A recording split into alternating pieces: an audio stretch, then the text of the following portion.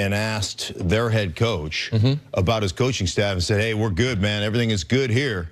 Like every day. After making significant changes last year and changing offensive line coach during the season. Yep. Everything is good here. And then, what, 2 days later, all of a sudden, Jerry got in his ear and Scott Linehan's gone when Dak Prescott essentially had his second best season statistically and continued to progress in a more pro-style situation once they got Amari Cooper. So, I mean, obviously, this is my biggest issue and the reason I don't think the Cowboys are ever really going to win anything under Jerry Jones. It's because you don't ever empower your coach.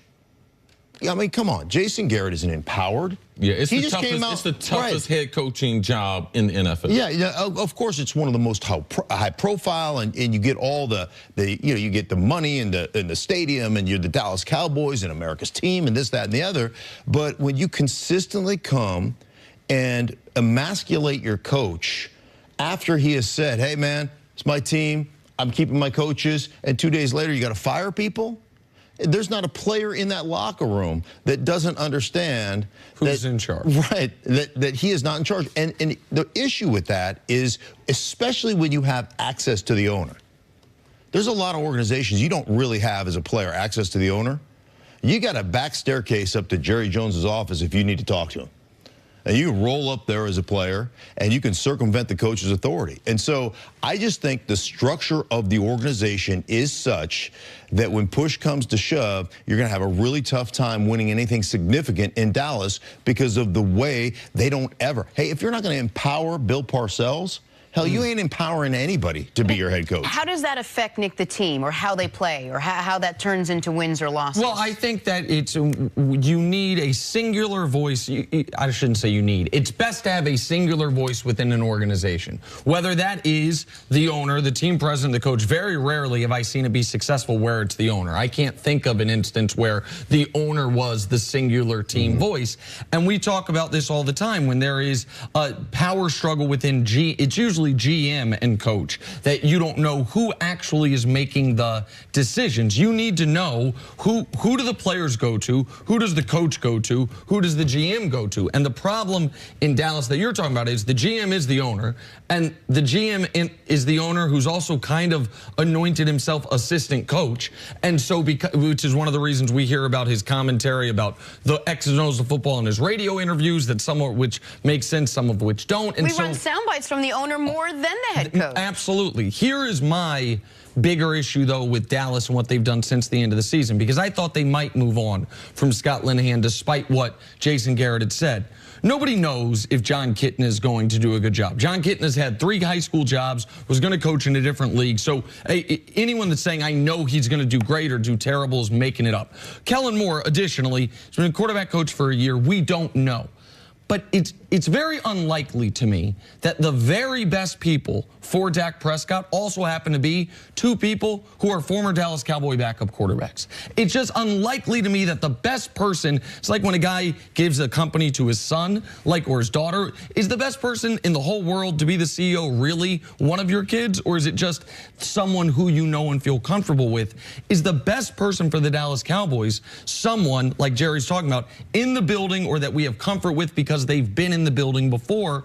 Or if you are going to move on from Linehan, could you use a fresh voice, a fresh perspective, someone that hasn't been there? That, to me, is the concerning point, even though I am not going to be biased against Jon Kitna or Kellen Moore, because we haven't seen what they can and can't do at this level. Well, one thing I'll say about football right now, football is changing. And it's very, very diverse in what they're trying to do, how they're trying to attack. They're looking at high school football, looking at college football. And for me, having 2 people that have played in the NFL, Jon Kitna, I know more than Kellen Moore, and I respect what his football IQ is. But, man, we got people coming from nowhere.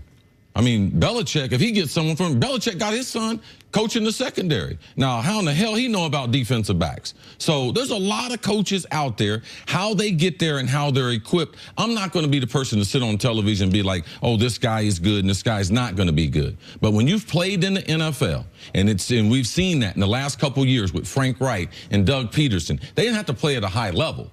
But they've been around the NFL. They know things. They know how the game is won, how the ball can be advanced down the field. Those type of things I respect.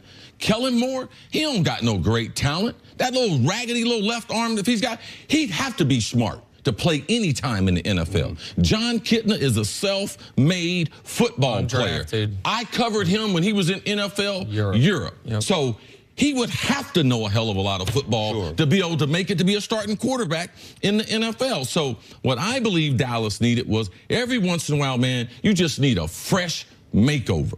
So just some fresh voices in the room to be able to add to what they do. What they do, they knock people back, offensive line. They do that at a high level. Ezekiel Elliott, he runs the football at a high level. It's amazing how smart the coaches got when they got Amari Cooper. So let's just give them a little bit better talent. So I can understand if Dallas said, you know something, we're going to open this up to some new ideas, 2 or 3, to help create more offense for this Dallas Cowboys.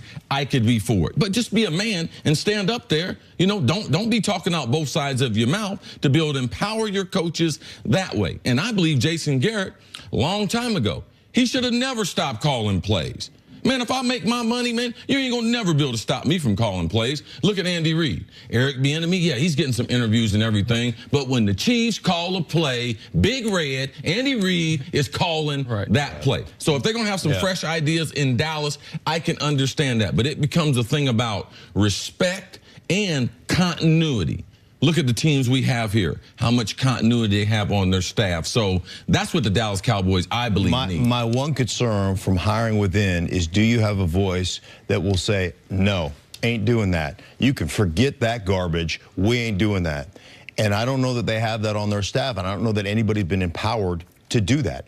And you have got to, any great team I've been around, we have had coaches. I mean, my offensive line coach, I have seen my offensive line coach call out my head coach in the hallway in meetings and dog cussing. I mean, going after each other. Like, and you think that's to do that, right? But you think it's crazy, but it's actually healthy. We need to challenge each other and say, "Hey, man, this is not. I don't buy this. I don't believe in this, and this is a recipe for losing football." And if you don't have that interaction, and you don't have the ability to have those kind of conversations, the tough kind of conversations, because you've never empowered anybody, everybody's just going to go, "Oh yeah, we'll do whatever you want, Jerry." Then that's a recipe to continue to lose. And it doesn't seem like Jerry will ever bring anyone in that would be willing to stand up or that could stand up to him.